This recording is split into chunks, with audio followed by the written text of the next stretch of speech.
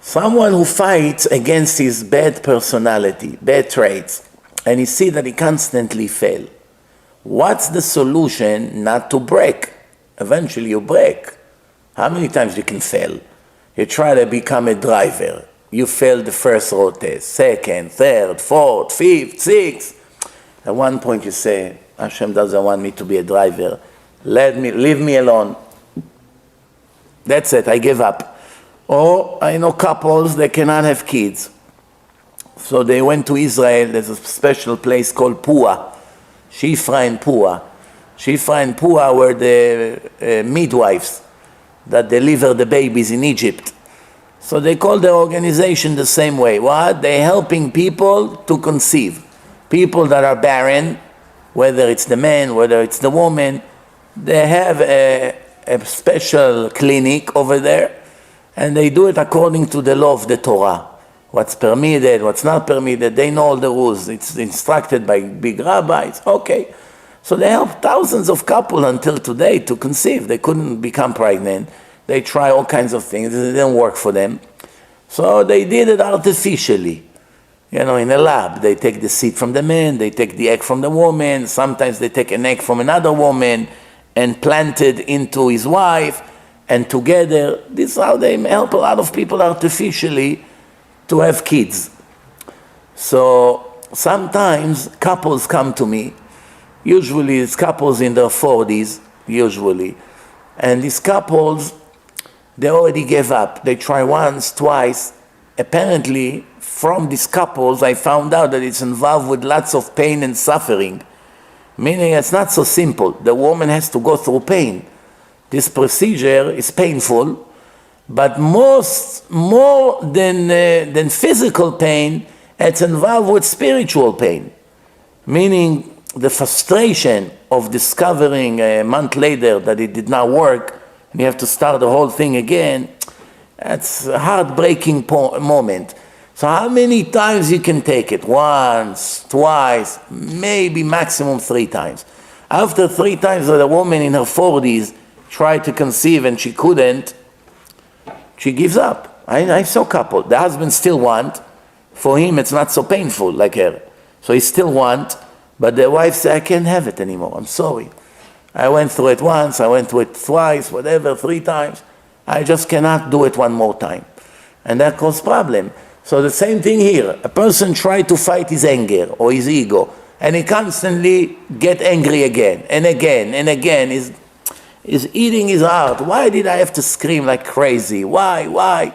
They go to anger management, to all kinds of things like this. And they look where the salvation is going to come from. Me'ayin yavo ezri. The answer, ezri always gonna come from Hashem. Ezri me'im Hashem. Not from the doctors, not from the lawyers, not from the police, not from friends, not from my father-in-law. Ezri me'im Hashem. It's true that Hashem used messengers. He can find the right messenger to help. But Ezri, the help only comes from Hashem. And that's why you need to pray a lot. So the answer to this question is like this. First of all, we have to know, we have a rule. Thank God we have this rule. Lo alecha hamelacha ligmor. You don't have an obligation. It's in Pirkei Avot. You don't have an obligation to finish everything you started. Meaning, if you start to learn the Talmud, thousands of pages in the Talmud, you start to learn, and you see that after a year that you're learning, you only finish 1 Masechet. You become depressed. Your friends in yeshiva, this guy finished 5 Masechtot, this guy finished 3, this guy in 2-3 years already finishing the whole Talmud, genius, super genius, photographic memory, and you, after 1 year, you finish Masechet Megillah, one of the shortest. You become very depressed. So based on this, when I finish the Talmud, I'll be 90, if I ever finish. And when will I start Shulchan Aruch? When will I start Rambam? When will I start all the other things I have to learn? So you become very discouraged. This problem, it's the advice of the Satan. The Satan, as you all know, is very smart. I can say even a genius. It's an angel, it's not a fool, and it has a lot of experience. It's very experienced. All these years since Hashem created the world, he knows how to fool people and put a trap in front of them, and he always succeeds, almost always. Very, very few people were able to win the war against the Satan, right? The evil inclination. So one of the ways the Satan break a person, he constantly talk to him in his mind. All the thoughts that you have is his words. Listen to you, you loser. Look at yourself. You pathetic. You learn 1 year, you finish only one tiny masechet that little children already know better than you. Who are you pretending to be? What are you playing that you have Ovadia? What are you thinking? You have Eliashiv? Who are you exactly? All year you learn only one little masechet and you don't even know anything. Forget about it. Torah, it's not for you, you loser. Go back to be a shushain. Be a driver. Forget about it. At least you make money. When you're sitting here in yeshiva in your age, nothing will come out of you. Anyway, you're never going to be a rabbi. So what's the point? Anyway, what you learn, you forget. All kinds of things like this. This is the way of the Satan to break the spirit of a person. If he does it, and a person broke, it's very difficult later to come back to the learning. Why? Because you need mental power to start from scratch, start from the beginning. It's very difficult. So first of all, you have to know never to be fooled by the Satan.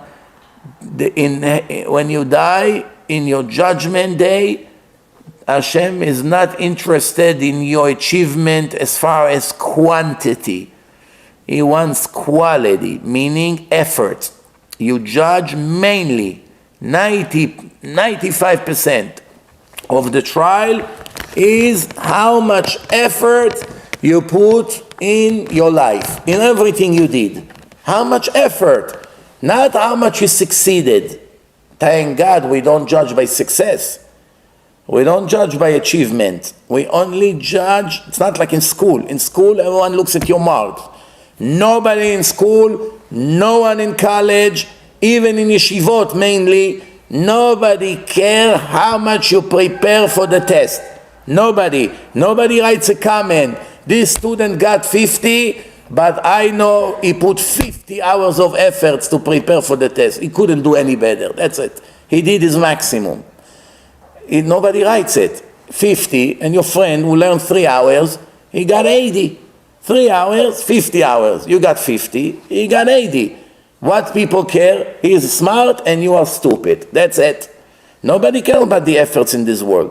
Nobody pays you based on the efforts. If you're a professional, you came to someone's house to paint, and it took you 3 times more than the Polish painter from Poland.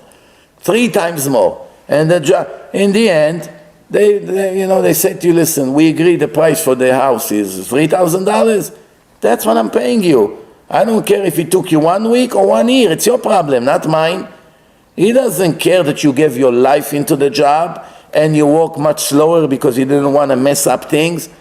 All he cares, we agree, that's the price, finish. But by Hashem, it's not like that. Most of the reward comes based on how much you really wanted, how much you really cared about, and how much efforts you put into it. A small portion of the reward is based on your achievement. Small, but very small. With or without it, you can make it to a very good place in heaven when you die. But if you don't have the efforts, then your entire life is in a questionable situation. So what's the point? Lo alecham lacha ligmor. I'm not interested that you're going to finish thousands of pages. No. But when you learn the page, put your heart into it.